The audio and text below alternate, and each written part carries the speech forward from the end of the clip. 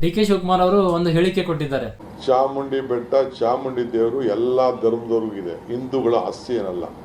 ಚಾಮುಂಡಿ ಬೆಟ್ಟ ಹಿಂದೂಗಳ ಆಸ್ತಿ ಅಲ್ಲ ಅಂತೆ. ಅದು ಹಿಂದೂಗಳ ಆಸ್ತಿ ಅಲ್ಲ ಅಂತ ಹೇಳೋಕೆ ಇವ್ರ್ಯಾರ್ರಿ? ಚಾಮುಂಡಿ ಬೆಟ್ಟ ಚಾಮುಂಡೇಶ್ವರಿ ದೇವಿಯ ಆಸ್ಥಾನ. ಅಲ್ಲಿನ ಸರ್ಕಾರಕ್ಕೆ ಬರುವ ಖಜಾನೆಯ ದುಡ್ಡು ಯಾರು ನಿಮ್ಮ ಬ್ರದರ್ಸ್ ಹಾಕಿರೋದಲ್ಲ, ನಾವು ಹಿಂದೂಗಳು ಹಾಕಿರೋದು. ಅದು ನಮ್ಮ ದೇವಸ್ಥಾನ ಅಲ್ಲ ಅನ್ನೋಕೆ ಅದನ್ನೇನು ಪಾಕಿಸ್ತಾನ, ಅಫ್ಘಾನಿಸ್ತಾನದಲ್ಲೆಲ್ಲ ಶತಮಾನಗಳಿಂದ ಹಿಂದೂಗಳು ಕಟ್ಟಿಕೊಂಡು ಪೂಜಿಸಿಕೊಂಡು ಬಂದಿದ್ದೇವೆ.